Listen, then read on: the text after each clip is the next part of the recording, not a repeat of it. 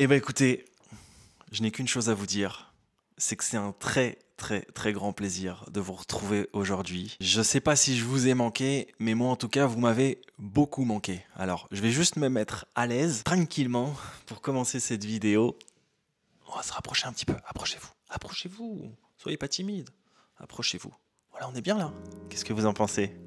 Alors, ça va être sûrement peut-être la vidéo la moins joyeuse de ma chaîne YouTube. J'avais envie de la faire par respect des gens qui me suivent depuis le début, depuis des années, puis même depuis des mois. Mais alors, ce qui est fou, c'est que je me dis, s'il y a des gens qui se sont abonnés récemment à ma chaîne YouTube, ils doivent se dire, mais ce mec ne poste jamais rien, parce que ça fait 6 mois que j'ai rien posté. Non, c'est faux, d'habitude, je suis hyper régulier. Mais c'est vrai que, bah voilà, comme le dit le titre, pourquoi j'ai arrêté YouTube? Alors, j'ai pas arrêté de manière définitive, j'ai pris une pause. Je l'ai pas vraiment prise. Je pense que c'est vraiment imposé à moi, mais je vais tout vous expliquer dans cette vidéo et on va commencer par le commencement. Alors ça va être une vidéo très simple, c'est-à-dire qu'on est là en mode posé, en mode chill. Bon, comme vous l'avez vu, je peux pas trop bouger quoi qu'il arrive. Petit spoiler, j'ai pas arrêté ces derniers mois à cause de ceci. La botte de Robocop. Non, j'ai arrêté voilà, parce que j'ai eu une année 2024 assez compliquée. Alors cette vidéo, elle risque d'être un petit peu décousue. J'ai pas de script, hein. Ça va être vraiment du naturel, du spontané, au feeling. Une conversation entre vous et moi, voilà, comme si je parlais à des potes, à des proches. Et puis j'ai envie de dire, en vérité, vous faites partie de la famille maintenant. On est là en mode chill, tranquille. Donc vous êtes même pas obligé de regarder les images, hein. Vous pouvez juste écouter comme un podcast. Et on est dans une ambiance assez tranquille. Approchez-vous encore. Alors c'est vrai que c'est toujours assez complexe de se mettre à nu comme ça, d'enlever un peu sa carapace, parce que sur les réseaux de manière générale on aime toujours se montrer sous son meilleur jour, forcément. Et puis moi je fais partie de ces créateurs de contenu qui veulent apporter du bonheur aux gens qui regardent les contenus, voilà. J'ai envie d'inspirer positivement. Je veux pas faire des vidéos pour être en mode ouais bah voilà aujourd'hui désolé mais ça va pas. Non, c'est pas trop mon truc en fait. Et puis surtout, j'ai toujours accordé beaucoup d'importance à dissocier ma vie privée de ma vie sur les réseaux. Je fais pas partie de ces créateurs de contenu qui montrent tout, où est-ce qu'ils vivent, avec qui ils vivent, qu'est-ce qu'ils font, enfin qui montrent vraiment tout. Et moi non, j'ai toujours été partisan du pour vivre heureux, vivons cachés. Attention, hein, je respecte tout le monde, chacun fait ce qu'il veut, hein, bien évidemment, je suis pas du tout dans le jugement. Mais c'est pour dire que voilà comment moi je fonctionne. J'ai toujours été partisan du pour vivre heureux, vivons cachés. J'aime bien avoir ma vie sur YouTube, montrer voilà, mais c'est ma vraie vie que je montre quand même sur YouTube. C'est ma vraie vie de voyageur, sans chichi, sans tralala. C'est toujours honnête, c'est spontané. Je vous montre vraiment mon quotidien, sans filtre. Mais à côté de ça, bah, comme tout le monde, quand je rentre de voyage, j'ai aussi une vie et c'est pas forcément celle que je veux montrer parce que déjà il se passe rien d'intéressant, honnêtement, quand je suis hors voyage et que surtout, bah voilà, j'aime bien avoir ma petite vie tranquille en dehors des réseaux. Mais voilà, cette année elle a été compliquée. Ce qui est drôle, c'est de se dire que quand on a réussi à vivre de sa passion, ne rien poster pendant 6 mois, c'est quand même assez bizarre. Alors, j'ai pas été inactif non plus à 100%, hein. J'ai posté des contenus sur d'autres plateformes comme Facebook, comme Instagram, comme TikTok. Mais sur YouTube, j'ai vraiment pris un break. Et pour vous expliquer pourquoi j'ai fait une pause, il faudrait déjà comprendre pourquoi j'ai commencé YouTube. C'est ça qui est intéressant parce que vous verrez, c'est comme dans un puzzle, on arrive voilà, à mettre toutes les pièces comme ça du puzzle. Donc le pourquoi du comment, il est très simple. C'est que moi, j'étais un peu paumé après mes études. Donc j'ai fait des études de marketing, un DUT technique de commercialisation, une licence commerce option marketing. Et en fait, j'étais vraiment paumé, je savais pas ce que je voulais faire dans la vie. Et on m'a dit, si tu veux aller au master, donc bac+5, maintenant marketing, c'est un peu trop vague. Il faut te spécialiser. Et on m'a dit, tu peux faire marketing du luxe, marketing du sport, ce que tu veux. Voilà. À l'époque, il n'y avait pas d'ailleurs marketing digital, hein. En 2012, tout ça, c'est arrivé beaucoup plus tard. Je ne savais pas ce que je voulais faire, mais je savais que j'avais une soif d'aventure. Une envie d'aller vivre à l'étranger, une envie de connaître autre chose. Alors à l'époque, j'avais le fameux American Dream. Ayant grandi dans les années 90, j'ai beaucoup été influencé par la culture américaine, notamment les séries, les films, etc. Je me disais, waouh, ça a l'air pas mal. Finalement, je me suis rabattu sur l'Australie parce que c'était plus simple à l'époque d'obtenir des visas et d'être légal, de pouvoir rester 1 an voire plus, travailler, voyager. Donc comme beaucoup de jeunes, j'ai fait le fameux Working Holiday Visa. Donc d'abord je suis parti en Chine, aventure incroyable pendant 3 semaines où j'ai découvert la Chine en solo. J'étais jeune voyageur de 24 ans, et après je suis parti vivre en Australie pendant presque 2 ans, et c'est ce voyage vraiment qui a fait aujourd'hui un peu l'homme que je suis, et surtout le créateur que je suis devenu par la suite, parce que je me souviens que alors j'ai vécu plein de trucs, des déceptions, des moments de joie, on est passé par vraiment par tous les états en Australie. À l'époque c'était en 2012, je faisais pas de vidéos, c'était encore nouveau le monde des réseaux YouTube. J'avais l'impression qu'en 2012 il y avait juste des pionniers comme Cyprien et Norman qui postaient des vidéos. Aujourd'hui il y a vraiment plein de créateurs de contenu de partout, il y a plein de plateformes. Il n'y avait pas à l'époque TikTok où il y avait Insta, mais c'était des photos. C'est pas comme maintenant, c'est vraiment en 12 ans les époques elles ont changé de fou. J'avais acheté un petit caméscope, je me souviens à l'époque, et j'avais taffé un peu en Australie, et donc avec l'argent que j'avais gagné en Australie, je me suis acheté une voiture et j'ai bien baroudé voilà, un peu partout en Australie. Et je me souviens qu'avec ce petit caméscope je faisais des vidéos, je commençais déjà à me passionner pour la vidéo, et surtout je me souviens que j'avais déjà j'avais pas le slogan du Quand rien n'est prévu tout peut arriver, mais c'est vrai que je vivais la bohème au jour le jour. Je me disais waouh, c'est quand même fou ce monde des voyageurs comme ça, ce qu'on appelle des backpackers qui vivent sans se prendre la tête, voilà, sans savoir où est-ce qu'ils vont être demain, qu'est-ce qu'ils vont faire, qu'est-ce qu'ils vont manger. Il n'y a plus de routine, il n'y a plus de jour, on est déconnecté de tout. Et je me souviens que j'avais un slogan quand je faisais ces vidéos, c'était on sait pas où on sera demain, mais on sait où on sera l'année prochaine, direction Cannes. Parce que je me voyais faire un petit court-métrage comme ça sur la vie des backpackers, et pourquoi pas l'emmener au festival de Cannes. Hey, salut, ben voilà, on est à Byron Bay, il fait beau, franchement rien à dire. On est en hiver, il doit faire entre 20 et 25 degrés. Venez, on va se rapprocher un peu. Voilà. Bah, que dire, regardez-moi cette vue exceptionnelle. Les gens sont heureux, il fait beau, on surfe, on est bien, c'est l'Australie, on a les pieds dans l'eau. Hey! How are you? It's for the French movie, international movie festival, film festival Cannes. Yeah. Australian? Russia. Yeah. So are you living here? Yes. Study English. Ah, you like Australian? Yes. What are you talking about with my girl? No, it's for a French movie international film festival Cannes. Cannes, you know Cannes? Yeah, She knows. It's wonderful, and you get the best prize, yes? Yeah, I will. Because the girl is the best one, yes? Thank you. Ben voilà, c'est ça l'ambiance. C'est Byron Bay. Ici, tout le monde s'entend bien, qu'on soit français, allemand, russe, chinois, toutes les nationalités, voilà. Il fait beau, on a les pieds dans l'eau. Voilà, bah, comme d'habitude, on sait pas où on sera demain. Mais on sait où on sera l'année prochaine, direction Cannes. Et finalement, ces vidéos, je les ai jamais partagées. Mais j'ai été piqué par le virus du voyage, parce qu'après quasiment 2 ans en Australie, je suis pas rentré directement en France. J'ai continué à voyager, notamment en Océanie. J'ai été donc en Nouvelle-Zélande, en Nouvelle-Calédonie, puis en Asie du Sud-Est. J'ai fait vraiment beaucoup de choses. Et c'est tous ces voyages qui m'ont donné envie déjà de continuer, et qui m'ont donné envie aussi de partager des vidéos. Puis je suis rentré en France pendant à peu près 6 mois.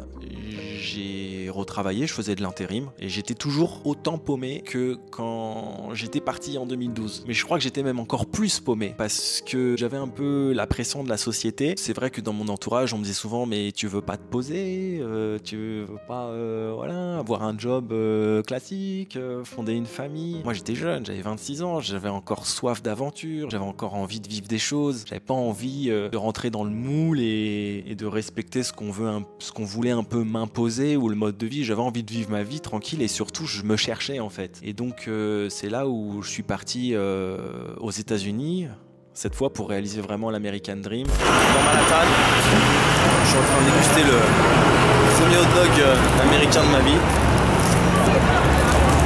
C'est pas mal. Un petit hot dog, ça vaut 3 $. Il y en a partout, tous les coins de rue. Il y en a pour tous les goûts, c'est halal, cachère, tout ce que vous voulez. C'est bon, c'est sympa. Ça se mange vite.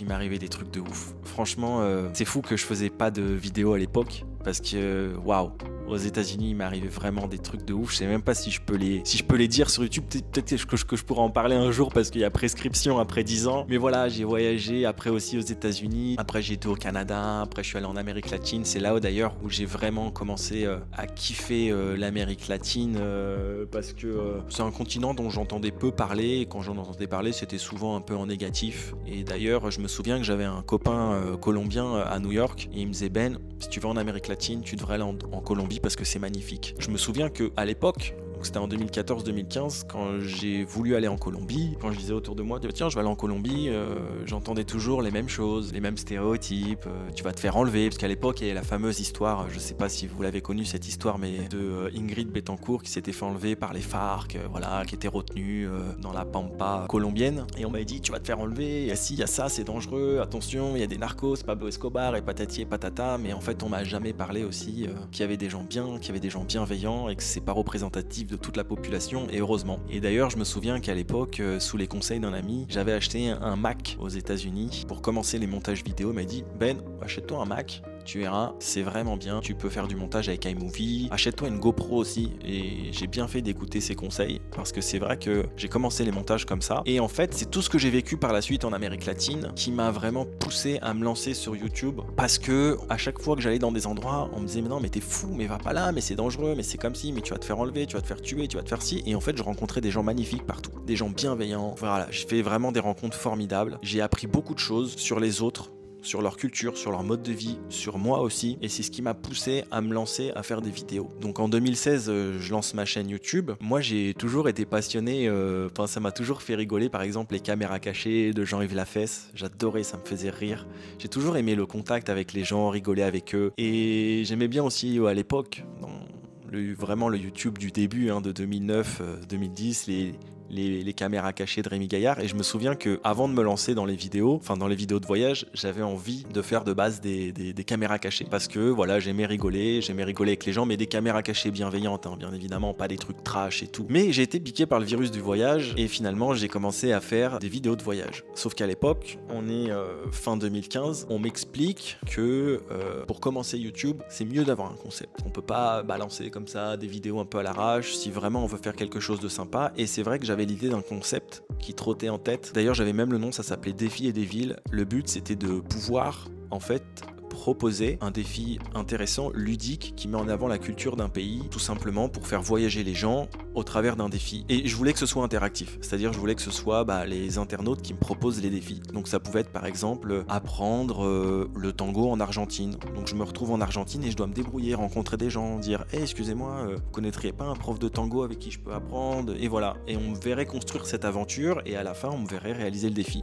Donc ça pouvait être aussi apprendre la lutte sénégalaise et défier un lutteur sénégalais au Sénégal. Et j'avais vraiment une idée de concept comme ça que j'ai jamais mis en place, parce que, alors si je l'ai fait une fois au tout début, on m'avait envoyé, parce que c'était bien, c'était pas trop loin, on m'avait envoyé en Belgique pour aller apprendre à faire de vraies frites belges. C'était hyper intéressant d'ailleurs, j'ai appris plein de trucs par rapport à ça. Sauf que j'ai vite arrêté ce concept parce que je me suis rendu compte qu'en fait, il n'était pas représentatif finalement de mes voyages et de la vie que je vivais et des gens que je rencontrais. Et surtout, il était très compliqué à mettre en place tout seul parce que ça demandait vraiment une vraie organisation, ça demandait des moyens financiers que je n'avais pas. Et surtout, moi, je suis partisan du slow travel, c'est-à-dire de prendre son temps quand on voyage, de voyager vraiment en mode tranquille pour bien découvrir un pays, sa culture. Moi, je fais pas partie des voyageurs qui vont juste dans un pays pour faire un concours de j'ai voyagé dans 180 pays sur 197, mais au final, je connais que les capitales de chaque pays. Non, moi, j'aime bien vraiment prendre mon temps, ça s'est vu, 4 mois en Turquie, 3 mois en Algérie, presque 6 mois en Amérique latine, 2 fois au Brésil, voilà. Je critique pas encore une fois, mais c'est juste pour dire que moi, je fais partie de ces gens qui aiment apprendre de la culture des autres, et j'aime bien quand je vais dans un endroit, c'est pas juste visiter la capitale et puis m'en aller, quoi. J'aime bien prendre le temps, voilà, de découvrir, d'en apprendre, de voir autre chose aussi, parce que dans chaque pays, il y a des cultures différentes, il y a des endroits différents, on l'a vu un peu partout d'ailleurs au travers des dernières vidéos que j'ai pu tourner sur ma chaîne YouTube, notamment en Algérie, en Turquie. Le nord c'est le nord, le sud c'est le sud, c'est comme en France, la culture bretonne c'est pas la culture du sud-ouest, et la culture du sud-ouest c'est pas la culture alsacienne, enfin voilà. Petite pause. On parle beaucoup dans ce type de vidéo, J'adore l'eau. Dans 20-30 ans, il n'y en aura plus. Je sais qu'il y en a qui ont la référence. Non mais tout ça pour vous dire que voilà, le concept je le trouvais cool, mais je m'y retrouvais pas vraiment. Et à partir de 2016, il y a eu un format qui a commencé à péter sur YouTube. C'était le format vlog. Donc c'est la contraction de vidéo blogging. Donc c'est un blog en vidéo. On partage ses aventures, les gens qu'on rencontre, les endroits qu'on visite. On dit si on aime ou on n'aime pas de manière transparente. On teste la nourriture. Et vous savez à quel point j'aime beaucoup tester les nourritures dans chaque pays. Et je me suis dit, waouh, mais il est top ce format. C'est ça que j'ai envie de faire en fait. Donc j'ai commencé voilà, à me lancer dans ce format. Donc après, il y a eu les vidéos au Maroc, en Bulgarie, etc. Puis en 2018, je fais une grosse aventure en Amérique latine. Mais le truc, c'est que parti pour plusieurs mois comme ça en Amérique latine, je me rends compte aussi de la difficulté de proposer du contenu quotidien. Parce que pour ceux qui ont déjà voyagé comme ça en sac à dos, vous savez à quel point c'est compliqué de gérer son propre voyage, de savoir où est-ce qu'on va dormir, qu'est-ce qu'on va manger, où est-ce qu'on va aller demain, comment on va... Parce que moi, je suis un voyageur à l'arrache. Je fais pas partie de ces gens qui savent directement avant de partir où est-ce qu'ils vont aller, où est-ce qu'ils vont dormir dans chaque endroit qu'ils vont visiter. Non, moi, je voyage, c'est-à-dire en mode go with the flow, c'est-à-dire je me prends pas la tête si j'ai des opportunités, si demain on me dit bah tiens viens chez moi, j'habite là, c'est super, un peu comme quand j'étais au Belize. Pour ceux qui ont suivi l'aventure au Belize, je rencontre une famille bélizienne et ils me disent bah viens chez nous, viens manger, viens dormir, viens voir un peu la ferme des chevaux, on va t'apprendre des choses et tout. Et j'avais du temps et j'ai dit ok, parce que j'étais pas dans un voyage en mode tout est calculé, tout est millimétré. Non, j'aime ce genre de voyage en fait. C'est pour ça que je dis quand rien n'est prévu, tout peut arriver, parce que j'aime ce genre de voyage. Laisser place à l'imprévu, c'est là où on a toujours voilà, les plus belles surprises. Tout ça pour vous dire que c'était compliqué pour moi dans cette aventure de gérer les montages. Tu voyages, tu accumules une fatigue dans le voyage et tu rencontres des gens tous les jours, donc tu es très ouvert, tu as une fatigue physique, mais tu as une fatigue aussi mentale parce que tu parles beaucoup, parfois c'est pas dans ta langue, donc tu sais ça te fatigue aussi, ça fatigue le cerveau toute la journée de parler en anglais, en espagnol, d'essayer de te débrouiller un peu en portugais, tu connais pas la langue, etc. Et je commençais plus ou moins les montages, j'avais dit bah je posterai pas des vidéos quotidiennes, mais je posterai des vidéos voilà, peut-être 2-3 fois par semaine. J'ai commencé au début mais c'était hyper chronophage et je voyais que je profitais pas à fond de l'aventure, donc j'ai un peu abandonné. Je suis parti pendant 5 mois et j'ai tout mis sur un disque dur et j'ai posté ça à mon retour. Mais je me souviens, les gens qui suivaient les aventures à l'époque me disaient Ben, mais ça a été tourné quand ça? Parce que tu nous souhaites joyeux Noël, mais on est au mois de juin quoi. Et puis même des fois je me souviens j'avais des opportunités de tourner des vidéos ailleurs et on comprenait pas, c'était un peu illogique, c'est-à-dire qu'on faisait des sauts dans le présent et après on revenait à l'aventure Amérique latine et c'est vrai que c'était un peu perturbant, je peux comprendre. J'avais pas trouvé encore vraiment mon rythme de croisière et j'ai continué comme ça et je suis parti après, j'ai fait la saison Mexique, Belize, Guatemala. J'ai rêvé d'en faire un métier.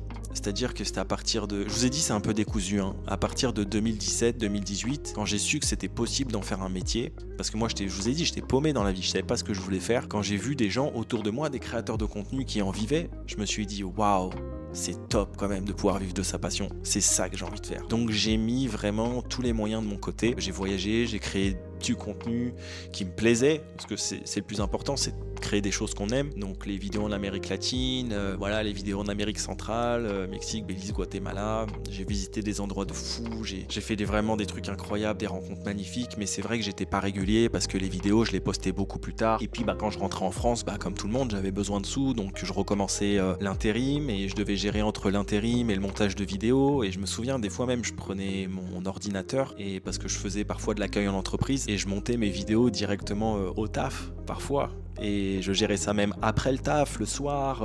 Vraiment, j'avais une double vie et j'ai rien lâché. J'avais un objectif en tête et j'ai rien lâché, mais je vais pas vous mentir, ça marchait pas. Alors je fais juste un petit aparté rapide. Attention, quand je dis ça ne marchait pas, je parle dans le sens où ce n'était pas suffisant pour en vivre. Même si ça reste très honorable, ce n'est malheureusement pas avec 1000 ou 2000 vues par vidéo que tu peux vivre à temps plein de ce métier. Les revenus générés sont bien trop faibles, ça représente à peine 100-200 € par mois avec la monétisation YouTube, pour énormément de vidéos et énormément d'heures de montage. Voilà. faut être honnête. Alors je peux pas expliquer pourquoi, c'est comme ça, des fois ça fait partie du jeu, on a beau se donner les moyens, mais ça marche pas. Alors est-ce que c'est peut-être un signe des fois du destin qui veut nous mettre finalement sur un autre chemin? Il faut savoir écouter les signes parfois. Mais moi j'avais vraiment envie de faire ça. Donc c'est en 2020, déjà il y a la pandémie. Ça nous met une claque à tous, ça nous arrête un peu dans nos projets. Je fais une saison en France aussi, je profite de la pandémie pour enfin visiter mon propre pays, découvrir un peu la France, parce que à part Paris et quelques petits endroits, je connaissais pas la France. J'avais envie de connaître Marseille, j'avais envie de connaître Annecy, Lyon, et plein d'endroits fantastiques. Donc vraiment, je fais un très très beau tour de France. Je visite toute la côte ouest, de La Rochelle jusqu'au Pays Basque. Voilà, je suis allé en Alsace, Strasbourg, Colmar. J'ai fait la marche à Lille avec Claire aussi, qui m'a bien défoncé d'ailleurs. Parce que je savais pas, mais je marchais avec de l'arthrose au niveau des hanches. Et je fais plein de trucs sympas, je vais chez des abonnés, parce que j'avais un peu le concept de j'irai dormir chez mes abonnés. Donc je vais à Lyon, je vais à Marseille, je fais le pays niçois avec Nico et son van, c'est super. Voilà, je vis des choses vraiment fantastiques, mais les vidéos elles fonctionnent pas aussi. Et donc là je me dis bon Ben, t'as commencé les vidéos en 2016. T'as pas forcément été toujours très régulier, parce que c'est vrai que gérer les vidéos, les voyages, ça a toujours été un peu complexe, hein, je vous l'ai expliqué. Mais voilà, c'est peut-être un signe, il faut peut-être passer à autre chose. Donc là, je suis un peu paumé, je me dis bon, bah qu'est-ce que je vais faire et tout. Et forcément, le meilleur conseil que j'ai reçu de la part d'un proche, c'est... et c'était évident en même temps, c'était pars, déconnecte-toi, reconnecte-toi à toi, et voilà, tu trouveras peut-être les réponses. C'est ce que je fais. Donc début 2021, on a encore l'histoire là des motifs impérieux et tout, et j'arrive à trouver une petite fenêtre de tir, et je pars au Brésil pendant un mois. Je me déconnecte de tout, je prends pas ma caméra, je prends pas mon ordi, je prends rien, vraiment, et je voyage avec un tout petit sac. J'ai à peine 4 kilos dans mon sac, j'ai quelques t-shirts, quelques slips, vraiment le voyage le plus minimaliste de ma vie. Donc après, bah, vous savez, hein, je lave au quotidien mes vêtements et tout, c'est ce qui me permet de voyager léger. Mais comme on dit, la taille de son sac à dos, c'est la taille de ses peurs. Et le voyage se passe vraiment très bien. Voilà, je déconnecte de tous mes réseaux, je supprime tous mes réseaux et je fais des rencontres magnifiques. Durant ce voyage, je visite des endroits incroyables. Mon deuxième voyage au Brésil, je vais dans le Nordeste, le nord-est du Brésil, fantastique, je vis des aventures extraordinaires et ça commence à me manquer en fait. Et je me dis, ah purée, c'est vraiment ça que j'aime faire. J'aime voyager, j'aime rencontrer des gens, j'aime découvrir de nouvelles cultures, de nouveaux endroits, mais j'aime aussi le partager pour montrer un peu le monde qui nous entoure, inspirer les gens, montrer que c'est pas parce qu'on nous a dit que le Brésil c'était comme ça, c'était dangereux, il y avait des enlèvements, des kidnappings, des trucs, c'est pas représentatif de toute la population. Voilà. Non, il y a plein de choses super bien qui se passent autour de nous et on le montre pas toujours, et j'avais envie de montrer ça. Donc, je rentre en France, je suis ressourcé à fond et je me dis c'est ça que j'ai envie de faire et je vais me donner les moyens. Alors il faut que je vous parle d'un rêve que j'ai fait en 2019. Durant la saison Mexique, Belize, Guatemala, je me souviens, j'étais à Puebla. Donc après l'étape Mexico City, je venais d'arriver dans une auberge et premier soir, je vous promets que c'est vrai, je fais un rêve. Je rêve que je voyage en Turquie. Et ça, c'était en 2019. Hein. Je me souviens plus où exactement, mais je me vois déambuler dans les rues de Turquie, etc. Voyager en Turquie. Et en fait, en 2020, 2021, je devais faire un voyage en Turquie avec mon pote Muammer, donc qui est d'origine turque, français d'origine turque. Mais c'est annulé à cause de la pandémie, etc. Et donc, au retour donc, du Brésil en 2021, je me dis...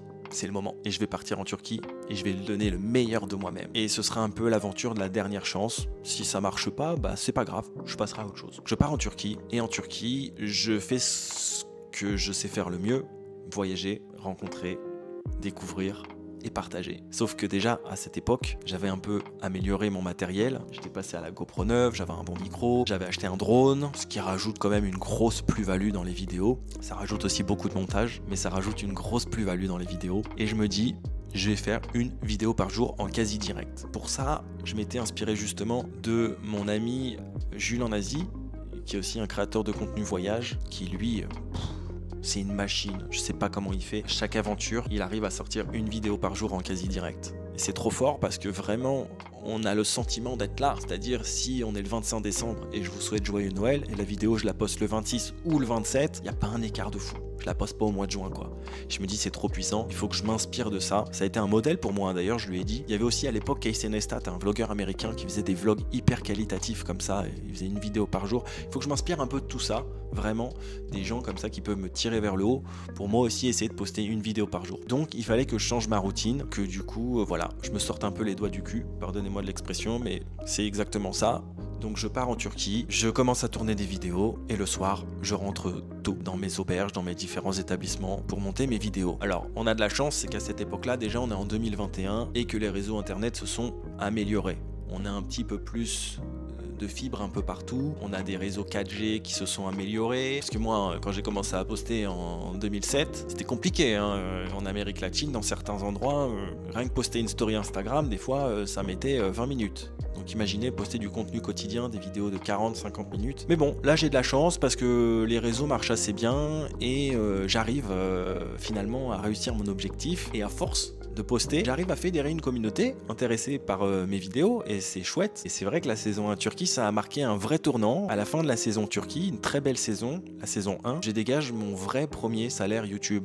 C'est pas énorme, c'est l'équivalent d'un SMIC. Puis après, bien évidemment, j'ai pas besoin de faire de dessin, vous connaissez, hein, c'est comme quand on reçoit sa fiche de paye, on a d'abord le montant en brut, il faut enlever les charges et après on a le montant. Bon, c'est pas, voilà, c'est un peu pareil. Tout ça, faut le déclarer, j'ai une micro-entreprise. J'ai aussi 2 collabs, je crois, sur la saison 1, 2 collabs rémunérés. Et tout ça, ça me permet vraiment de me dire cool, ça a marché, c'est chouette, j'ai réussi mon objectif. Mais maintenant, il faut continuer. En fait, j'ai pas vraiment gagné de l'argent, j'ai surtout rentabilisé mon voyage. En vérité, ça m'a payé mon voyage. Ah oui, et merci aux tipeurs aussi. Je fais une petite parenthèse sur ça. Merci aux tipeurs qui aussi ont soutenu l'aventure financièrement. Sachez que voilà, toutes les petites street food, les nombreuses cartes SIM, enfin les forfaits que j'ai achetés 4G pour poster les vidéos, tout ça c'est aussi grâce à vous. Hein, parce que j'en ai acheté un paquet des forfaits pour poster les vidéos en 4G quand les internets étaient éclatés dans les hôtels. Vraiment, donc merci aux tipeurs, merci à ceux qui continuent de tiper parfois. Je sais qu'il y en a certains voilà, qui m'envoient de temps en temps des petits tips, peut-être par rapport aux anciennes vidéos. Donc merci vraiment, sachez que vous avez été d'une grande aide. Et merci aussi, même si vous n'avez pas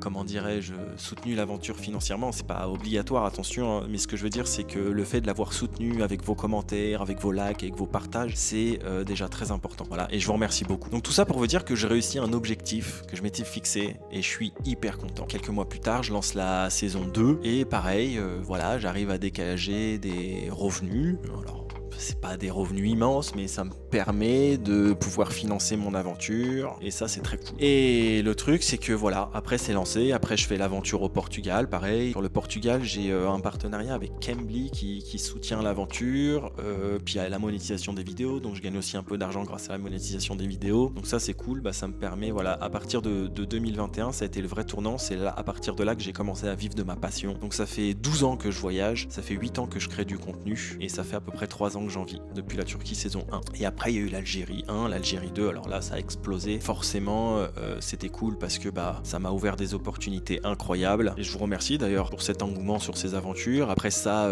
j'ai eu une belle opportunité d'aller au Qatar grâce à l'office de tourisme du Qatar qui était intéressé par mes contenus pour que je vienne tourner quelques vidéos. Donc j'ai eu une très très belle opportunité, je suis allé au Qatar. Mais ce qui a marqué un vrai tournant dans ma vie parce que j'avais vraiment 2 goals ultimes, 2 objectifs. Le premier c'était de pouvoir vivre de ma passion et le deuxième c'était un jour de pouvoir avoir une belle collab avec un bel office du tourisme, vraiment un truc hyper prestigieux. Et on se retrouve en juillet 2023, à peu près au moment où je fais le voyage en stop jusqu'au Maroc avec Claire. Et en fait à cette période-là, je reçois un mail, je crois c'est à mon retour du Maroc, d'une agence qui travaille avec l'Office national du tourisme japonais. Donc là on va commencer à passer dans la deuxième partie de la vidéo de pourquoi j'ai arrêté YouTube, vous allez comprendre. Donc là on est sur l'été 2023. Quand je reçois ce mail, je vous explique même pas dans quel état j'étais. J'avais vraiment les poils qui se dressaient, j'avais limite la larme à l'œil. Je me dis waouh, c'est pas n'importe quel office qui s'intéresse à moi, c'est pas l'office de tourisme du Limousin. Attention, j'ai absolument rien contre le Limousin, mais là on parle du Japon, un pays qui fait rêver des milliers, des millions de personnes. Je me souviens quand j'ai dit autour de moi que j'allais au Japon, le nombre de personnes qui m'ont dit mais t'as trop de chance, c'est mon rêve. Et moi j'étais déjà allé au Japon. J'avais fait une escale en 2014 entre la Nouvelle-Calédonie et la Thaïlande, mais c'était une escale de base de 2 heures et j'ai réussi à la transformer en escale d'1 semaine. Donc j'avais visité que Tokyo. J'avais beaucoup aimé et je m'étais dit qu'un jour j'y retournerais pour vraiment prendre mon temps, faire du slow travel, etc. Donc j'ai cette opportunité, mais il faut savoir un truc, c'est que je suis pas pris d'office. Il y a une présélection, sûrement entre différents créateurs de contenu. Sauf que moi, quand je reçois ce mail, je suis tellement excité et tellement fier quand je vois le chemin parcouru que je rédige le plus beau mail, je pense, de toute ma vie. En montrant vraiment mon intérêt et l'engouement que j'ai par rapport à cette proposition. En fait, je parle pas directement avec l'office du tourisme, hein, ça passe par une agence. Hein. Voilà, ils délèguent. Donc je parle avec la dame de l'agence et puis quelques semaines plus tard, voilà, on s'échange des petits mails, j'apprends que je suis pris pour ce beau voyage. Donc là, c'est vraiment une fierté immense. Vraiment. Et je sais que je pars, alors il n'y avait pas de date précise au début, ça devait être en novembre, décembre, et puis bon, quelques mois plus tard, après différents échanges, j'apprends que je pars exactement le 22 ou le 23 novembre 2023. À ce moment-là, j'ai quelques petits problèmes dans ma vie perso, mais rien de grave, mais c'est des choses qui, mis bout à bout, peuvent rajouter un peu de stress, et surtout je me mets beaucoup la pression par rapport au voyage au Japon. C'est-à-dire que c'est un office prestigieux, qui me fait confiance, qui fait appel à moi, et j'ai envie d'être à la hauteur. Et j'avais l'impression que les contenus que je faisais n'étaient pas forcément à la hauteur, j'avais envie de faire des trucs un peu plus travaillés, un peu plus léchés. Mais en même temps, moi je fais du vlogging quotidien. Faut pas oublier que des fois je me couche à 3h du matin, que je peux pas faire des montages de ouf quand on fait du vlogging quotidien. Voilà, je peux pas faire des trucs toujours hyper travaillés, hyper léchés. J'essaye de donner le meilleur, mais qu'on fait du vlogging et qu'on poste avec quasiment 24 heures de décalage, 48 heures max, c'est très compliqué, on peut pas mettre la qualité et en même temps la quantité, et faut trouver un juste milieu. Mais donc là je me dis c'est pas grave, je vais essayer de faire au mieux. J'ai l'avantage, c'est qu'on me propose, si je veux emmener une personne avec moi, je prends Adri avec moi. Adri, c'est un jeune qui bosse dans la réalisation de vidéos, qui a bossé avec de gros youtubeurs, notamment Morgan VS. En fait, il m'avait contacté il y a quelques années parce qu'il avait un projet de voyage et on est resté en contact. Et je lui propose, et forcément, il est hyper motivé parce que pour lui, c'est un rêve aussi d'aller au Japon. Et donc, je lui dis, voilà, tu viens avec moi, mais il faut que tu m'épaules un peu sur les vidéos, etc. Mais voilà, on va essayer de faire de notre mieux, on se prend pas la tête et on verra ce que ça donne. Sauf que moi, avant, en fait, en vérité, je suis hyper stressé, j'y pense tous les soirs, tous les jours même, je me dis... est-ce que je vais être à la hauteur, comment ça va se passer, etc. etc. Mais après, à force d'en parler avec Adri, il me dit t'inquiète, et puis même j'en parle aussi à des proches, ils m'ont dit mais si ils t'ont pris c'est parce qu'ils ont vu ce que tu fais, ils apprécient ce que tu fais, donc juste fais ce que tu sais faire quoi. Je me dis mais c'est vrai, je suis pas un débutant, ça fait des années que je fais ça. Donc ça va le faire. Donc on part, on se tape 13 heures de vol de nuit, et on arrive, je sais plus, sous les coups de 17 heures au Japon, donc heure locale de Tokyo. Et on est éclaté parce que j'ai pas réussi à dormir pendant le vol. En plus, on est en classe éco, donc la classe éco, c'est pas comme la business où tu as un vrai lit. T'es pas vraiment allongé, t'es comme ça. Donc moi, j'arrive pas à dormir. Puis bon, aussi quand il y a des turbulences, forcément, ça te réveille un peu, etc. Donc on arrive au Japon, on est très fatigué, mais on est heureux. Il y a un peu, tu sais aussi, l'euphorie d'arriver dans un pays, de découvrir. Puis ça faisait longtemps, ça faisait 10 ans, donc moi, c'était il y a longtemps pour moi le Japon. Et on va à l'hôtel, on pose nos affaires, voilà, on découvre un peu, on va dîner. Et je sais que dès le lendemain, on doit commencer à être prêt pour la semaine qu'on va vivre avec l'office. On avait une semaine avec eux, on avait exactement 5 jours. Et d'ailleurs, dans les conditions, en fait, on m'avait dit, qu'est-ce que tu peux faire? Je pensais qu'on avait à peu près 7 jours. J'ai mal calculé mon coût, j'ai dit à peu près, il y a une semaine, donc je peux faire une vidéo par jour, à peu près 6 jours, je compte pas trop le jour de l'arrivée, je compte pas trop la fin avec le départ, donc ça fait à peu près 6 jours, 6 vidéos. Ils m'ont dit ok, sauf que je me suis rendu compte qu'on n'avait pas vraiment 6 jours, on avait à peu près 5 jours, 4 jours et demi, 5 jours. Donc je me suis dit, mais en fait je vais pas pouvoir faire 6 vidéos s'il y en a que 5 jours. Donc je leur ai expliqué, j'ai expliqué ça à l'agence, ils ont expliqué ça au client, mais le client en fait il a dit non attends, il nous a dit 6 vidéos, mais moi le truc c'est que je peux pas produire 6 vidéos si on a que 5 jours. Donc ça aussi ça m'a mis un peu la pression, et après en y réfléchissant je me suis dit écoute, les journées qui seront très longues, on va voir beaucoup de choses, on va rencontrer peut-être des gens, il va se passer beaucoup de choses. On découpera une vidéo en deux. Voilà, tout simplement, on va pas se prendre la tête. Donc dès le lendemain, on doit être au taquet. Il faut savoir qu'avec le décalage horaire qui est affreux dans ce sens-là, quand on part vers l'Asie, il est plus simple, je trouve, quand on part côté États-Unis, Amérique latine, parce qu'on se couche tôt, on se réveille tôt. Là, de l'autre côté Asie, Australie, il est affreux. Je passe une nuit blanche avec le décalage horaire. Et puis aussi, dans ma tête, ça fuse. C'est comme un volcan en éruption. J'ai plein d'idées, je pense à plein de trucs et tout par rapport à la journée du lendemain, et j'arrive pas à dormir en fait. Alors que je suis dans un beau petit hôtel, j'ai une petite chambre tranquille et tout, mais j'arrive pas à dormir. Et le lendemain, on doit être au taquet, on doit se réveiller tôt parce qu'on doit tourner l'introduction avec Adri dans les rues de Tokyo et après on vient nous récupérer pour commencer directement le voyage. On se réveille le lendemain, on prend le petit déj, on tourne l'introduction et après on vient nous chercher et là on est mis dans le bain direct. On fait la première demi-journée sur Tokyo, après en début d'après-midi on va à l'aéroport, on prend l'avion, on va direction l'ouest du pays et en fait on enchaîne une semaine de dingue. Et moi qui pensais pouvoir poster un peu de story Instagram de ce voyage avec l'office, qui pensais pouvoir le soir être posé à l'hôtel, me reposer un peu, faire du montage vidéo avec Adri, etc. S'organiser sur ce qu'on a vu, sur ce qu'on a vécu, comment on va monter les choses. Je me rends compte que nenni, que c'est impossible. En fait, parce que les journées sont trop intenses. Déjà, moi, on me demande gentiment si je peux filmer les onsen. Donc les onsen, je vous ai montré dans les vidéos, les fameuses sources thermales du Japon, c'est très culturel. Mais le truc, c'est que c'est interdit de filmer dans les onsen parce que les gens sont nus.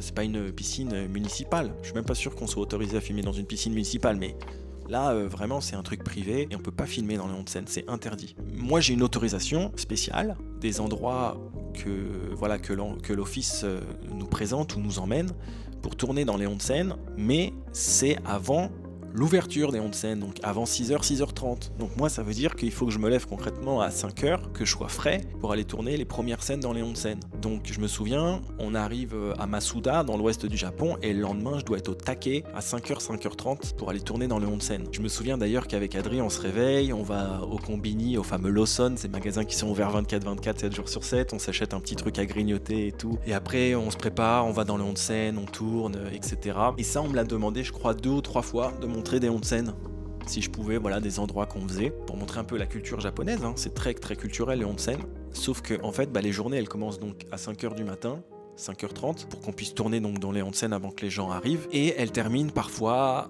à 9h, 10h, voire plus, parce qu'en fait les journées elles terminent jusqu'au repas du soir. On nous emmène dans des belles auberges traditionnelles japonaises ou dans des restos typiques japonais où on dîne ensemble, etc. Donc on est là encore à filmer du contenu, et puis on était au taquet vraiment, tout ce qui se passait, on essayait de filmer un maximum de choses pour qu'on puisse avoir aussi un maximum de contenu, de choses à partager, et c'est vrai que c'était très compliqué parce qu'il fallait gérer la fatigue, il fallait gérer aussi ce que parfois les gens nous expliquaient, les guides nous expliquaient, pouvoir essayer de penser à comment on va les retranscrire, comment on va pouvoir les intégrer en vidéo pour que ce soit sympa, dynamique et pas ennuyeux. Donc il y a de la fatigue physique, de la fatigue mentale, il y a plein de trucs qui s'accumulent, et je me souviens donc un soir, on nous emmène assister à une représentation d'Iwami Kakura, donc c'est le fameux théâtre japonais, c'est super beau. J'ai vraiment kiffé cette expérience, mais le problème c'est que m'étant levé super tôt, on est à la moitié du voyage avec l'office, je suis éclaté. La journée elle finit quasiment à minuit, et nous en même temps on assiste et en même temps on filme aussi parce qu'on veut montrer un peu cette partie de la culture japonaise.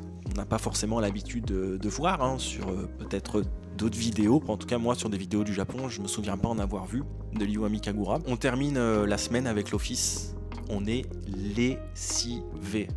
Mais vraiment genre lessivé, déjà par le décalage horaire, déjà par le travail qu'on a fourni et par ce rythme intense. Finalement, on a été un peu guidé très très vite. On n'avait vraiment pas le temps de se poser des fois, pas le temps de... On mangeait, on se posait vite fait et après on devait retourner ailleurs, on devait aller ailleurs, etc. Donc on était vraiment guidé un peu à droite, à gauche. C'était super, je regrette absolument pas. Attention, c'était magnifique, mais c'était très fatigant. Et surtout que moi, après, je me dis, je suis au Japon, quoi. Je vais pas rentrer direct en France, je vais pas juste faire une semaine avec l'office et je vais rentrer en France. C'est dommage. Donc, il faut que je profite pour faire mon petit voyage à moi. En mode, quand rien n'est prévu, tout peut arriver. On termine la semaine avec l'office de tourisme, on est à Osaka et je dis à Adri, écoute, c'est quoi, vu qu'on n'a pas eu le temps d'avancer sur les contenus, c'était impossible parce que on avait des journées trop remplies et beaucoup trop de fatigue. Je dis, je vais louer un Airbnb, on va se poser quelques jours, on va profiter pour visiter Osaka, mais en même temps on va bosser. Donc on s'enferme dans un Airbnb pendant une semaine et on fait que bosser. On s'accorde des petites pauses quand même. Ah oui, j'avais aussi perdu ma caméra dans un onsen. En fait, je l'avais posée à un moment où on était à Kinosaki Onsen, on devait filmer dans un onsen. En fait, on se préparait à rentrer dans le onsen, donc avant il faut se doucher, etc. pour rentrer propre dans le onsen. Et en fait, j'ai pas fait gaffe, j'ai posé ma caméra sur un rebord. Elle était sur le trépied, mais j'ai posé sur un rebord. Et en fait, je sais pas qu'est-ce qui s'est passé, en une fraction de seconde, elle est tombée, elle s'est retrouvée dans l'eau. Et au moment où je me suis aperçu, ça faisait déjà au moins 1 minute qu'elle était dans l'eau, voire peut-être un peu plus. Je lève la tête, je réalise que la caméra est plus là. Donc là, je comprends qu'elle est tombée et je mets ma main pour la chercher et caméra morte. Donc heureusement, j'ai pas perdu les contenus qui étaient sur la carte mémoire. Et d'ailleurs, comme on dit, hein, à tout problème sa solution. Donc là, on est dans le rush parce qu'on a que 20 minutes pour montrer le Onsen où on est avant qu'il ouvre. Il y a des gens qui faisaient la queue à l'extérieur, je m'en souviens. La dame qui s'occupe du voyage, la guide et tout, etc., qui vient nous voir, qui nous dit vite, il faut se dépêcher. On dit oui, 2 minutes, on a un petit problème, on a fait tomber la caméra, juste 2 minutes et tout. Enfin, vraiment, on n'en a pas pour longtemps et tout. Et là, je me souviens, heureusement, j'avais des petits micros comme celui-ci, alors peut-être de moins bonne qualité, parce que là, c'est le même que ma caméra, c'est un DJI. Ma nouvelle caméra d'ailleurs au passage. J'ai acheté une nouvelle caméra pour les prochaines aventures, parce que oui, je vais reprendre, hein. J'ai arrêté, mais je vais reprendre. Je dis, Adri, écoute, c'est quoi, vite, viens, on prend l'iPhone, j'ai des micros, on va les chercher, on filme comme ça. Et c'est pour ça que d'ailleurs, à ce moment-là, on me voit avec un petit micro dans la main, et je termine, heureusement, c'est la dernière journée, et je termine l'aventure Japon à l'iPhone.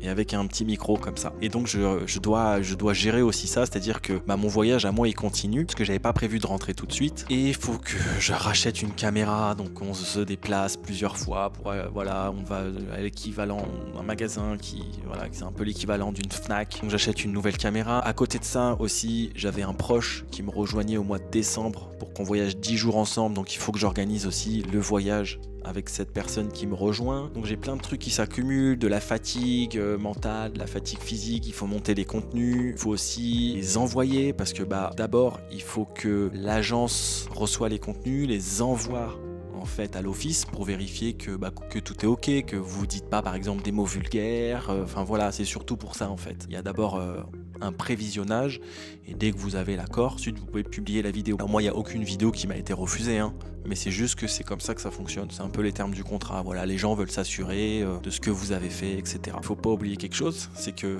eux, l'office, ils sont en France et nous on est au Japon. Et puis aussi ils ont des horaires de bureau. Donc forcément, si on envoie une vidéo en vendredi soir, ils pourront pas la voir avant lundi. Et le temps de la voir, le temps de faire le retour à l'agence, et le temps que l'agence revienne vers nous, tout ça, ça prend du temps. Entre-temps, qu'est-ce qui se passe ? Il y a Adri qui rentre en France, parce que celui, c'est la fin de son voyage. Donc c'est pareil, je dois gérer aussi avec le retour d'Adri. On n'a pas terminé toutes les vidéos, parce que moi, je me voyais pas poster, en fait, les vidéos de l'office tant qu'elles étaient pas toutes terminées. Je voulais pas qu'il y ait l'épisode 1, et puis une semaine après, l'épisode 2, et puis je voulais vraiment, c'est qu'il y ait une continuité. Faire du vlogging quotidien, c'est-à-dire de la semaine qu'on a vécu vraiment au jour le jour, qui est une vraie logique comme ce que je fais d'habitude. Parallèlement à ça, je peux pas rester à Osaka, il faut aussi que je commence mon voyage parce que ça fait déjà presque 2 semaines que je suis à Osaka. Donc moi j'en profite pour commencer mon voyage, tourner mes vidéos à moi en dehors de l'office. Donc je découvre Osaka, c'est super et tout, j'adore. Et après voilà, je me souviens, je vais à Issei. Je commence vraiment ma petite aventure et donc je gère tout ça. Je gère d'un côté les vidéos avec l'office. Je me souviens à un moment à Issei, je prends une journée off pour me reposer un peu, envoyer en plus ça tombait bien parce qu'il pleuvait ce jour-là. Donc j'envoie les contenus à Adri, mais Adri me répond plus tard parce qu'il y a le fameux décalage horaire, enfin voilà. Et en même temps je gère aussi mon voyage et celui qui va arriver, donc avec la personne qui me rejoint ces quelques jours pour les périodes de fête de fin d'année. Et tout ça c'est très fatigant. Et c'est pas pour me plaindre, mais c'est pour vous expliquer justement la raison pour laquelle j'ai arrêté ces quelques mois. Donc vous allez comprendre, hein, les pièces vont s'ajouter comme un puzzle et vous allez comprendre au final. Mais tout ça pour vous dire que c'est très fatigant, c'est très chronophage et ça m'épuise. Mais à côté de ça, je suis fier et je suis content parce que je fais mon petit voyage et tout, c'est trop cool. Je suis au Japon, donc je kiffe en même temps. Et voilà. Et ça y est, enfin, on termine tous les contenus pour l'office. Et je commence à les poster. Donc après il faut gérer, hein, c'est une fois que tu as fait les montages, c'est pas terminé, hein. Il faut faire les miniatures, il faut faire les posts, donc tu as toute la com autour de ça. Et je commence mon voyage et je commence enfin à poster les vidéos de l'office qui ne marchent pas du tout. Pour être honnête, font un gros bide, vraiment. Et pourtant, elles étaient pas forcément très aguicheuses. Peut-être d'ailleurs pour ça, très putaclic ou voilà, parce qu'on sait comment ça fonctionne YouTube, malheureusement. 90% du travail, du fait qu'une vidéo va marcher ou non, c'est le titre et la miniature. Sauf si tu t'appelles Cyprien ou Squeezie et ta vidéo, tu peux l'appeler Japon épisode 1, ça fonctionnera quand même. Mais si tu t'appelles Ben ou si tu t'appelles Pierre-Paul Jacques et que tu fais partie un peu du YouTube game, middle game, tu vois, appeler ta vidéo Japon épisode 1, où je découvre Masuda dans l'ouest du Japon, ça marche pas forcément malheureusement. Mais là c'est les vidéos avec l'office et tout, j'ai envie de faire un truc propre, donc je mets des titres simples et ça marche pas de ouf pour être honnête. Ça me dépite un peu parce qu'on a passé beaucoup de temps et j'ai quand même une belle base d'abonnés entre guillemets, j'avais presque 300 000 abonnés à ce moment-là, peut-être qu'on les avait déjà dépassés, je me souviens plus. Je me dis waouh quand même. c'est dommage. Et je commence mon aventure en parallèle et ça se passe bien, tout se passe bien. Après il y a un proche qui me rejoint, on fait un voyage ensemble, c'est super. Et j'arrête un peu les contenus pendant cette période-là. J'avais envie de profiter de ce voyage à deux, tranquille. On va sur l'île aux lapins, c'est super. Je tourne des rushs avec mon drone. Je sais pas ce qui se passe quand je retourne sur Tokyo. Je me rends compte que quand je vais regarder les rushs de drone, il manque la moitié. Donc je sais pas qu'est-ce qui s'est passé. Voilà, j'ai une partie des rushs qui se sont effacés. Donc je dois gérer aussi avec ça. Il faut que je trouve un moyen de retrouver les rushs de drone. Enfin, il y a plein de trucs qui s'accumulent. Il y a le nouvel an. Et là, je me souviens parfaitement. Donc la personne avec qui je suis rentre en France. Donc soir de nouvel an, je sors un peu sur Tokyo. Enfin voilà. Et le lendemain, je me souviens parfaitement, j'étais dans un combini et c'est là que ça a commencé. C'est-à-dire que, donc combini c'est les petites supérettes, hein, ouvert 24/24, 7/7. Je vais pour acheter un truc à manger et là, je sais pas qu'est-ce qui se passe, je me sens pas bien, j'ai l'impression que je vais un peu tomber dans les pommes et je me sens vraiment comme si genre j'étais vide, il y avait plus rien à l'intérieur. Je me dis, ouf, 35 ans, ça me réussit pas de faire la fête ou de sortir, voilà. Donc je me dis bon, ça doit être un peu la fatigue du voyage, ça doit être peut-être la soirée que j'ai passée hier, voilà, je suis un peu sorti, tout ça mélangé. C'est pas grand chose, je m'inquiète pas trop. Et quelques jours après, je pars en Corée, tout se passe bien, sauf que j'arrive dans une période en Corée qui est pas la meilleure forcément pour visiter la Corée. En plein mois de janvier, il fait froid, très froid, je me tape des -15 à Séoul, donc explorer Séoul par -15, c'est très compliqué, j'ai les mains gelées, j'ai les gants, le bonnet et tout. Mais quand même, je suis très content d'être là, donc vous voyez, il y a un peu cette euphorie de découvrir un pays qu'on connaît pas. C'est pas comme si on me disait, vas-y, sors à Paris, il fait -15, il pleut. Tu dis non, c'est bon, je connais Paris, voilà, j'ai pas envie, là, il pleut, il fait froid. Là, non, je suis à Séoul, j'ai envie de profiter. Je me dis, je m'en fous, je sors -15, -20, j'y vais. Je me couvre, j'y vais et tout, et je kiffe. Je kiffe, malgré qu'il fasse froid, je donne le meilleur pour visiter, déjà pour moi, pour mon voyage, pour proposer du beau contenu de découverte. Mais ce voyage, il est pas facile, et à côté, je vais pas vous mentir, je m'aperçois qu'en postant les vidéos du Japon, parce que j'étais très en retard sur mon planning de vidéos, là j'avais pas genre 24 ou 48 heures de différence, j'avais presque un mois, ce qui est beaucoup pour moi qui fait du contenu quotidien, mais j'avais pas le choix. Donc je me rends compte que en parallèle les vidéos marchent pas de fou, et forcément je vais pas vous mentir, quand vous êtes créateur de contenu et que c'est votre métier, ça vous affecte, ça plombe un peu forcément le moral, de se dire bah qu'est-ce que je fais, est-ce que ça plaît pas, qu'est-ce qui se passe, est-ce que finalement les gens sont intéressés que par un type de contenu sur ma chaîne, ou bien un pays en particulier, c'est-à-dire juste la Turquie, juste l'Algérie, voilà, moi je suis pas créateur de contenu spécialisé dans un pays, je suis un citoyen du monde, un voyageur, j'aime découvrir, apprendre. Je me souviens quand j'ai commencé les vidéos sur YouTube, les gens me comparaient à Antoine de Maximi, l'émission J'irai dormir chez vous, mais je la connaissais pas l'émission. Donc après je l'ai découvert et j'ai commencé à accrocher. Je me suis dit mais c'est vrai qu'on a beaucoup de points en commun lui et moi. Donc c'est vraiment lui un voyageur à l'ancienne avec ses caméras, ses setups et tout, et qui part dans tous les pays du monde pour découvrir un peu les gens, leur culture, etc. Je me dis, voilà, moi je veux pas juste être le youtubeur d'un pays. Peut-être pas tout de suite, peut-être un jour si je m'en vais vivre dans un pays, je deviendrai le youtubeur d'un pays. Un peu comme certains qui font des contenus que sur la Corée ou que sur le Maroc ou j'en sais rien.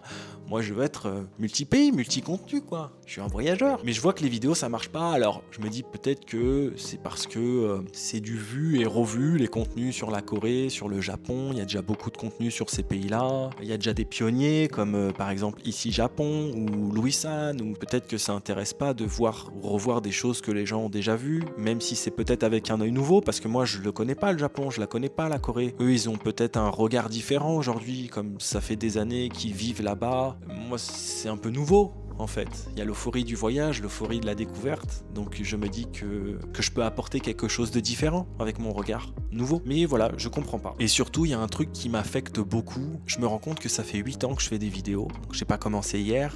Et qu'au stade où j'en suis, donc là, à l'heure actuelle où je vous parle, j'ai 330 000 abonnés. Pour que mes vidéos puissent intéresser une partie des abonnés, puisse toucher de nouvelles personnes, je me rends compte que je suis toujours obligé de faire des titres accrocheurs, ce qu'on appelle dans le jargon des titres putaclic. Donc c'est pas des titres putaclic, attention, trompeurs, où le titre ne dit pas la vérité, en tout cas du contenu de la vidéo, mais c'est parfois elle est mon coup de cœur du Japon et on voit en train de parler par exemple avec une japonaise, une jolie japonaise par exemple. Effectivement, c'est les vidéos qui font le plus de vues. Bizarrement. Et moi j'aurais aimé que cette vidéo, je l'appelle Issei, c'est ma ville coup de cœur du Japon. En fait c'est un jeu de mots, parce que mon coup de cœur c'est pas la fille japonaise, je lui ai parlé 2 minutes, mais c'est la ville, c'était mon coup de cœur, petit coup de cœur du Japon, cette petite ville trop mignonne et tout, donc la vidéo je mets elle est mon coup de cœur du Japon, ou je sais plus qu'est-ce que je mets, un truc comme ça, je joue un peu sur les termes, voilà. C'est du putaclic tranquille, hein. C'est pas du... comme à l'époque du YouTube de 2016 où les gens disaient ça tourne mal alors qu'il se passait rien dans les vidéos. Mais bon bref, le fait est que ça m'affecte et je vois bien, parfois je reçois des commentaires qui me disent mais Ben t'as pas besoin de faire ça et tout.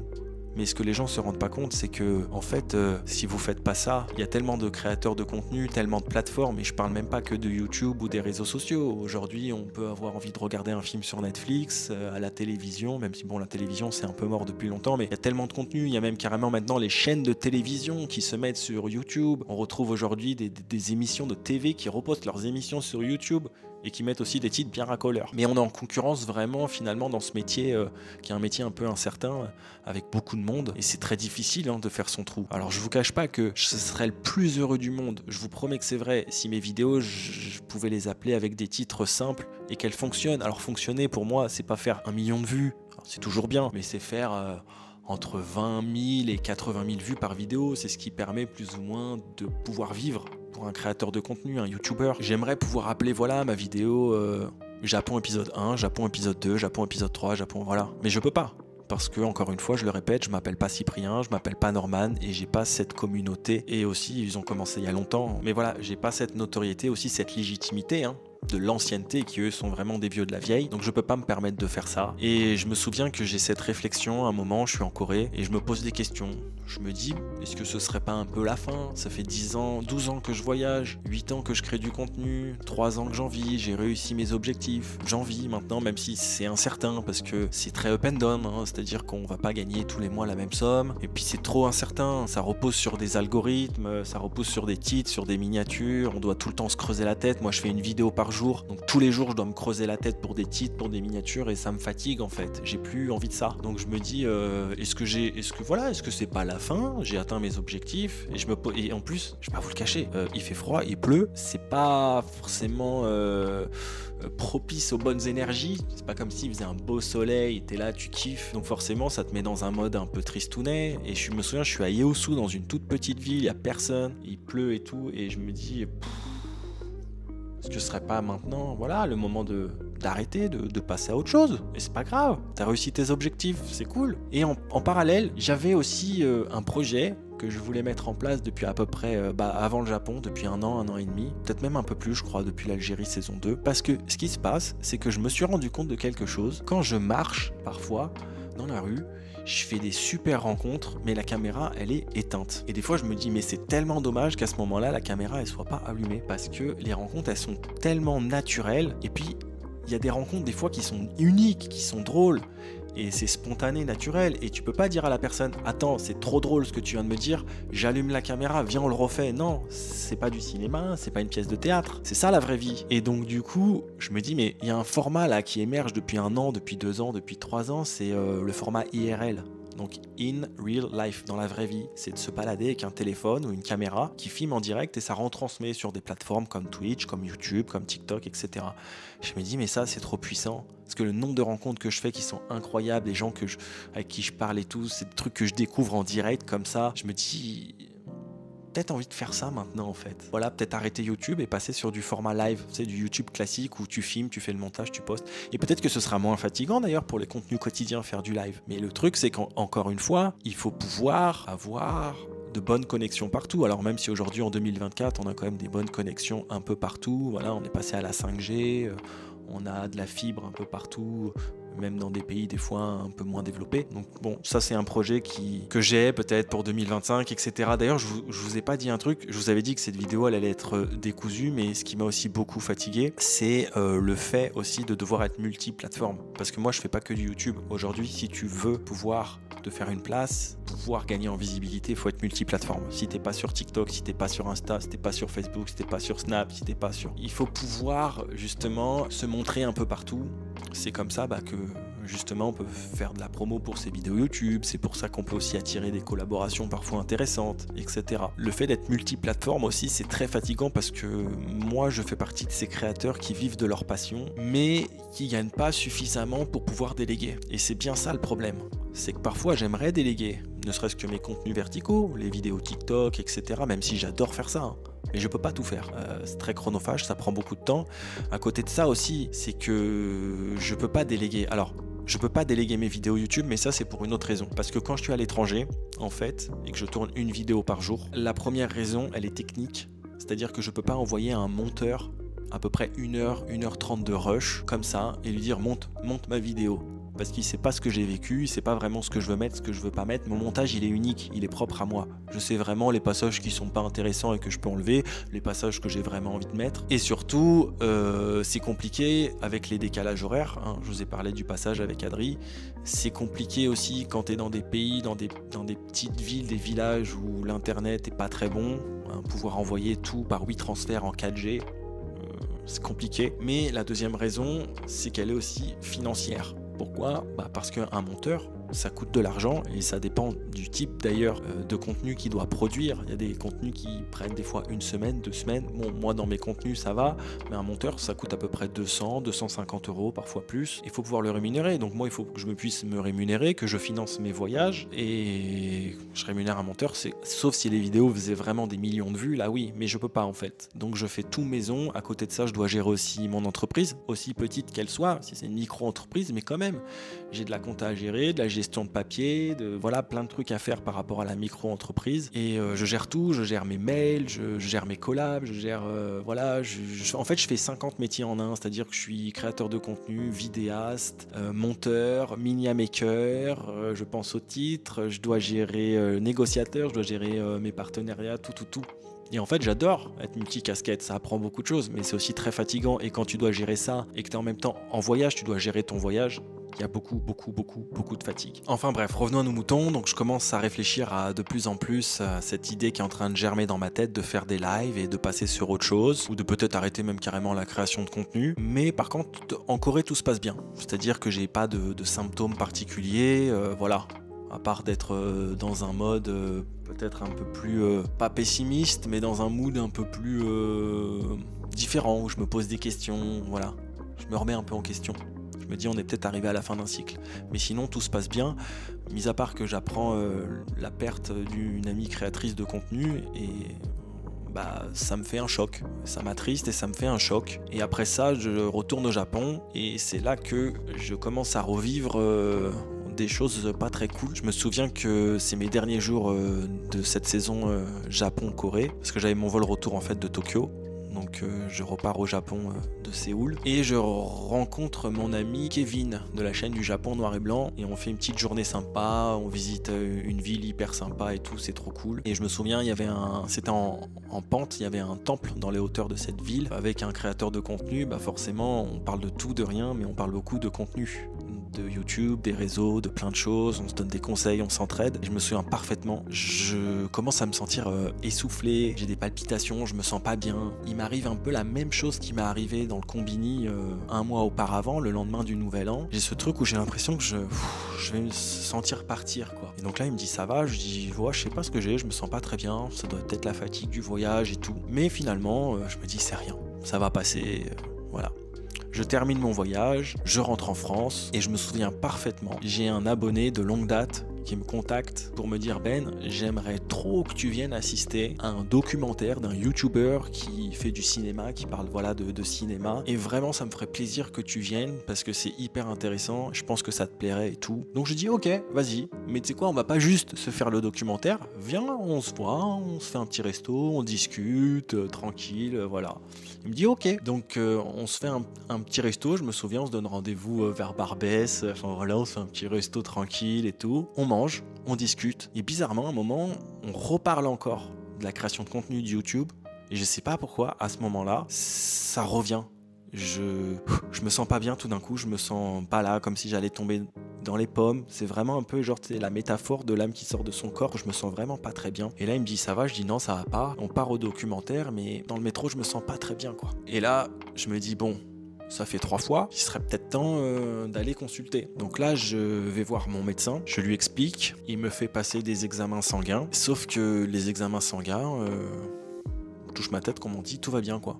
Ça révèle rien de particulier. Mais à côté de ça, je commence à développer de nouveaux symptômes. Des symptômes que j'avais jamais eu dans ma vie. Et je comprenais pas d'où est-ce que ça venait. Et pourquoi ça venait. Donc je commence à avoir des maux de tête récurrents. J'avais l'impression d'avoir parfois un peu le cerveau encastré, je sais pas comment expliquer cette sensation, moi j'appelle ça un peu le brouillard cérébral, j'ai l'impression que c'était bétonné tout autour de ma tête et qu'il fallait prendre une pelle pour enlever un peu tout ça, j'arrive pas à me concentrer, j'arrive pas bien à réfléchir, j'ai l'impression d'être là sans être là, des fois je me souviens, je vais faire des courses, j'ai l'impression que je vais me sentir un peu mal dans le supermarché, des fois j'ai l'impression de même pas savoir pourquoi je suis là en fait, je comprends pas trop, et je me dis waouh, là c'est un peu chaud.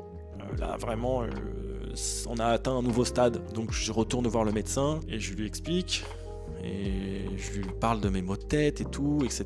Donc là il m'envoie faire un IRM cérébral et ensuite il m'envoie faire d'autres examens sanguins et heureusement, encore une fois, je touche du bois comme on dit.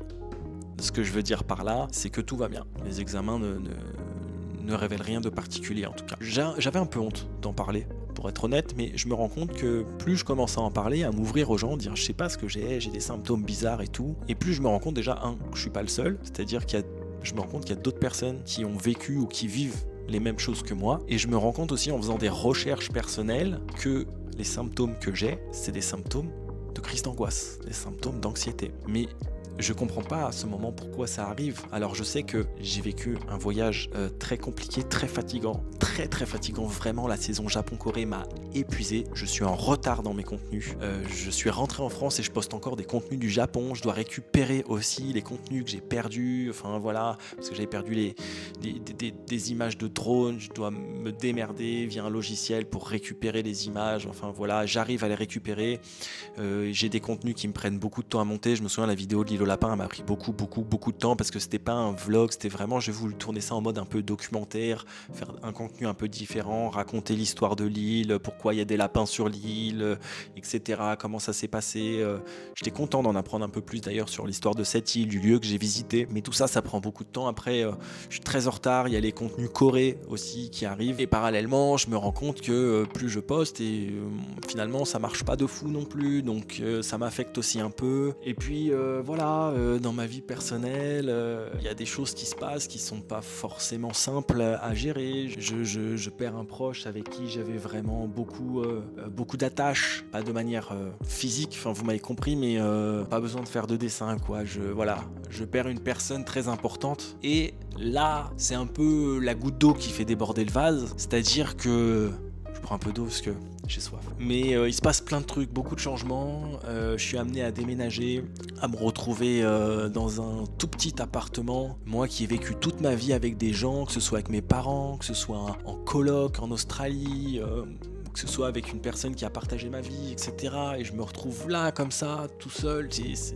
la déprime, quoi, vraiment. Et parallèlement, j'ai tous ces symptômes là qui commencent un peu à arriver un par un. Je commence à développer des acouphènes, je sais pas ce que c'était. Je commence dans les pièces très sombres à entendre des sortes un peu d'ultrasons, des petits zzzz.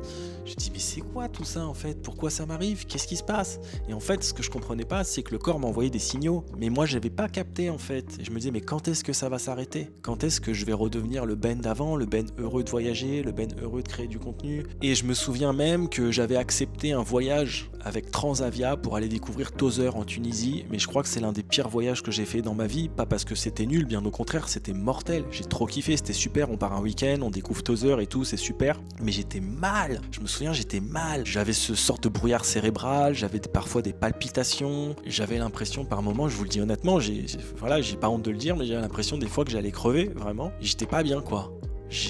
Des fois j'avais du mal à trouver le sommeil parce que je me sentais pas bien. Je me souviens des fois on dînait, on était là en plein repas et tout.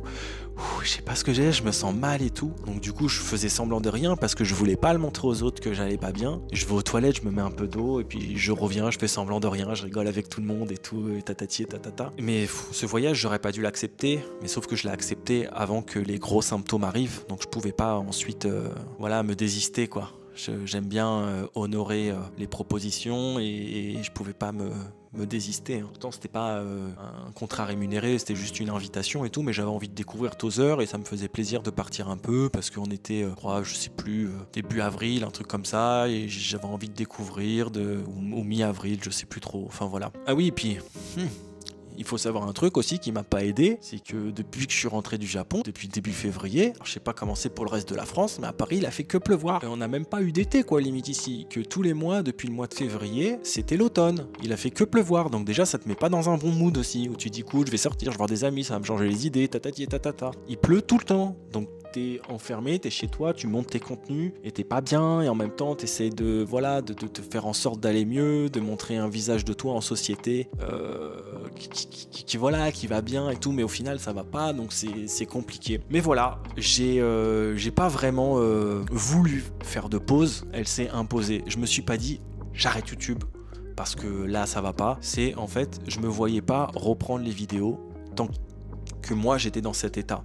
J'ai jamais vécu ça de ma vie, c'est la première fois que ça m'arrive et c'est pour ça que je veux le partager parce que je me dis que au travers de ces témoignages, peut-être que je pourrais aider des personnes qui vivent la même chose que moi. Ce que j'en ai appris, c'est que la santé mentale, elle est tout autant importante que la santé physique. Il faut vraiment s'écouter, prendre soin de soi, ne pas hésiter à en parler autour de soi, à des gens qui savent vous écouter, à des personnes bienveillantes qui peuvent vous tirer vers le haut. Ne pas hésiter aussi à aller voir des professionnels de santé qui sont là pour vous aider. Alors c'est toujours des trucs un peu tabous de dire je vais aller voir un psy. C'est vrai que quand j'étais petit, c'était hyper tabou ces trucs-là. On a l'impression que les gens qui allaient voir des psys, c'était vraiment des personnes folles. Et en fait, non. En fait, aller voir un psy, ça peut vous aider à surmonter des épreuves difficiles de la vie, comme des crises d'angoisse, comme la perte d'un proche, comme plein d'étapes où quand ça va pas au travail ou des choses un peu compliquées. Le fait d'en parler à des personnes de confiance qui vont vous aider, qui vont vous tirer vers le haut avec des thérapies qui seront axées vraiment sur les maux que vous avez, ça peut vous aider. Donc il faut pas en avoir honte, vraiment. Donc voilà, l'année 2024. Ça a commencé donc en janvier les symptômes. Entre janvier et à peu près octobre, où j'ai commencé plus ou moins à me sentir mieux, novembre. Et en novembre, je me sentais prêt à repartir. Ça fait déjà même plusieurs mois que j'avais cette idée en tête qui germait. Je ne vais pas vous révoiler, révoiler. C'est un mélange de dévoiler et de révéler. J'invente un nouveau mot. Donc de vous révoiler la nouvelle destination, mais j'avais une destination assez sympa en tête, d'un endroit que je voulais visiter sur la planète Terre. Découvrir une nouvelle culture, j'étais prêt, ça y est, je me sentais mieux, ça allait mieux. Il y a un truc que je vous ai pas dit, je vous ai dit, la vidéo décousue, pardonnez-moi, mais dans ces symptômes, des fois, j'avais même peur un peu des fois de me retrouver seul. Je me disais putain, s'il m'arrive un truc, mais il y aura personne. Je me souviens un jour, j'étais pas très loin de chez moi, j'étais dans un parc, un peu en pleine forêt tout seul. Et là, je commence à me sentir mal. Je me dis putain, mais s'il m'arrive un truc, il y a personne et tout. Alors que j'avais pas ça. Moi, je suis un voyageur, un aventurier, un baroudeur, un explorateur. J'ai fait des trucs de fou dans ma vie. J'ai sauté en parachute d'un avion. J'ai fait des sauts à l'élastique. Je me suis retrouvé au fin fond de la brousse bélisienne. Je me suis retrouvé embourbé des fois dans des histoires. Et voilà, j'étais dans des favelas au Brésil. Tu vois, bien sûr, j'ai des peurs comme tout le monde, mais ce que je veux dire, c'est que j'ai toujours réussi à les surmonter. Et j'étais pas comme ça en fait. Je sais pas si c'est l'âge ou mais voilà. Et je me dis mais c'est pas possible, mais je me reconnais pas, c'est pas moi quoi. Donc voilà, mais au moment où ça commençait à aller mieux et j'étais prêt à repartir là en décembre, je me retrouve avec ceci et des béquilles. Donc je me retrouve avec cette blessure qui est pas une petite blessure, qui est une blessure qui va m'handicaper pendant à peu près 7 à 8 mois, peut-être plus. Donc je suis obligé de mettre un terme pour le moment au voyage. J'avais très envie de reprendre les voyages, les vidéos. J'avais retrouvé la motivation parce que je vais pas vous le cacher, je l'avais un peu perdu aussi. Mais je pense que c'est un peu comme dans tous les métiers, c'est comme ça. Parfois ça peut arriver d'avoir des baisses de motivation avec les périodes qu'on traverse qui sont pas toujours faciles. Voilà, c'est comme ça la vie, il y a des hauts, il y a des bas, c'est jamais un long fleuve tranquille. Il y a des années où ça peut faire ça. Et puis il y a des années où ça fait un peu ça, puis il y a des années où ça fait un peu ça. À côté de ça, je relativise beaucoup parce que j'ai de la chance d'avoir des proches qui m'entourent bienveillants, qui m'aident au quotidien. J'ai de la chance aussi parce que voilà, je suis là, je vis en France, j'ai un toit au-dessus de ma tête, aussi minime qu'il soit, mais j'ai un lit, j'ai une douche, je suis au chaud, j'ai à manger dans mon assiette. D'ailleurs, c'est ce qui m'a fait beaucoup de mal aussi quand j'ai traversé cette période. C'est-à-dire que je culpabilisais beaucoup. Les périodes où j'allais pas très bien, moi qui suis un voyageur et qui ai vu vraiment des conditions de vie très difficiles à l'étranger, je culpabilisais, je me disais purée, regarde, t'as tout, t'as de la chance, comment tu peux être dans cet état en fait? C'est pas possible, t'as pas le droit d'être triste, t'as pas le droit d'être comme ça, tu devrais être heureux, profiter. Mais c'était plus fort que moi en fait, j'y arrivais pas. C'est pas que je voulais pas, c'est que je n'y arrivais pas. Psychiquement, il y avait un truc qui se passait, c'était plus fort que moi en fait. Et ça s'explique pas. Donc j'ai pris vraiment le temps d'aller mieux, tout simplement. Et je pense que le sentiment de culpabilité m'a fait beaucoup de mal. Parce que je m'autorisais pas à être triste ou à être pas bien. Mais quand j'en ai parlé à des gens autour de moi, des gens bienveillants, ils m'ont dit mais Ben, c'est pas parce que t'as vu des trucs hyper tristes ou qu'il y a des gens qui sont dans des situations pires que toi t'as pas le droit aussi d'être triste parce que tu traverses des périodes un peu compliquées, même si c'est pas la fin du monde, mais t'as le droit aussi, comme tout le monde, d'avoir des moments de tristesse, et c'est normal et c'est humain, et tu serais pas humain en fait si t'étais pas comme ça. Sauf que moi j'essaye toujours d'être positif, joyeux, de voir le positif, d'apporter des good vibes pour les gens qui me regardent. J'aime pas être un peu dans cet état comme ça, pas bien et tout, mais c'était plus fort que moi. Donc j'ai vraiment pris le temps, et comme je vous ai dit, au moment où je me sentais mieux, bim, accident qui m'handicape. Mais je pense que cette blessure elle est pas anodine, elle est arrivée pour une raison. Et je pense même en avoir compris les raisons aujourd'hui, parce que ça fait déjà presque 3 semaines, et je vous en parlerai sûrement dans une prochaine vidéo, parce que je pense que celle-ci sera déjà assez longue. Il n'y aura pas forcément beaucoup de montage, mais je vais quand même la réécouter, et je pense que si je vous parlais de ce qui m'est arrivé là, il y en aurait au moins pour une bonne demi-heure de plus. Donc voilà, je vous remercie de m'avoir écouté. Je vous le cache pas que c'est pas une vidéo qui a été facile à faire. Ça fait des mois que je pensais à la faire. Je pensais même à la faire en direct du pays que je devais visiter au mois de décembre. Vous dire salut, je suis de retour, mais pourquoi j'ai arrêté? En fait, je me voyais pas reprendre sans un brin d'honnêteté, un brin de transparence envers les gens qui me suivent et qui m'apprécient et qui m'ont demandé de mes nouvelles. Voilà, je me voyais pas reprendre et faire semblant de rien. Faire semblant qu'il s'était rien passé en 6 mois. Alors même si je me suis un peu tu sur YouTube, je me suis arrêté, voilà. J'ai continué à poster un peu sur Instagram, etc. Mais pas grand chose, quoi. Pas grand chose. Et je pensais aussi à d'autres trucs, à développer d'autres choses, de nouveaux projets. Le problème, c'est que c'est un métier super et je regrette pas de vivre de ma passion parce que ça m'a appris beaucoup de choses. Ça m'a appris beaucoup de choses. C'est un univers que je connaissais pas. Il y a personne qui a fait ça, moi, dans ma famille. Parce que, mine de rien, t'as beau être créateur de contenu, t'es entrepreneur aussi. Il y avait personne qui avait fait ça, moi, dans ma famille. Donc, ça a mis du temps. J'ai dû apprendre tout sur le tas, en me formant tout seul, en regardant des tutos, en apprenant comment gérer sa micro-entreprise, en demandant aussi à d'autres créateurs de contenu que je connais. Enfin, voilà. Donc, tout ça pour dire que... je sais même plus qu'est-ce que je voulais dire, d'ailleurs. Ça m'a fait grandir, ça m'a fait évoluer et j'ai mûri encore plus, malgré aujourd'hui mes 36 ans. J'ai beaucoup appris de ces dernières années et de l'année que j'ai traversée. Donc, je sais pas quoi vous dire pour terminer cette vidéo, mais je voudrais vous dire vraiment de prendre bien soin de vous. C'est très important, des gens qui vous entourent, d'être à l'affût. S'il y a des gens qui vous parlent un jour d'une situation un peu similaire qui traverse, de les écouter, de rester bienveillant, c'est important. Vraiment, si vous passez par ce genre de passage, sachez que vous n'êtes pas seul. Vraiment, ça arrive à des millions de personnes. Donc moi, je ferai une prochaine vidéo pour vous parler de mon accident. Je vous embrasse fort, prenez bien soin de vous. Je sais pas comment vous allez accueillir cette vidéo, ça me fait un peu bizarre parce que je l'ai pas encore montée, elle est très décousue, même s'il y aura quasiment pas de montage, voire peu de montage, mais je vous demanderai juste de rester quand même bienveillant dans les commentaires parce que c'est pas facile. Mais j'ai pas honte. Parce que je pense que c'est toutes les étapes de la vie qu'on traverse qui nous rendent plus forts et qui nous permettent de devenir en fait la personne que l'on est ou la personne que l'on sera. Et comme on dit, tous ceux qui ne nous tuent pas nous rendent plus forts. On va revenir plus fort en 2025, plus déterminé que jamais. Et aujourd'hui, j'ai plus peur. J'ai plus peur de me dire que si ça doit s'arrêter demain, c'est pas grave parce qu'on aura vécu des belles choses ensemble. Donc, no regrets. C'est-à-dire que j'ai fait ce que j'avais à faire et j'ai aucun regret. Voilà. Merci à tous. Ciao. C'est au-delà de ça, c'est de se dire que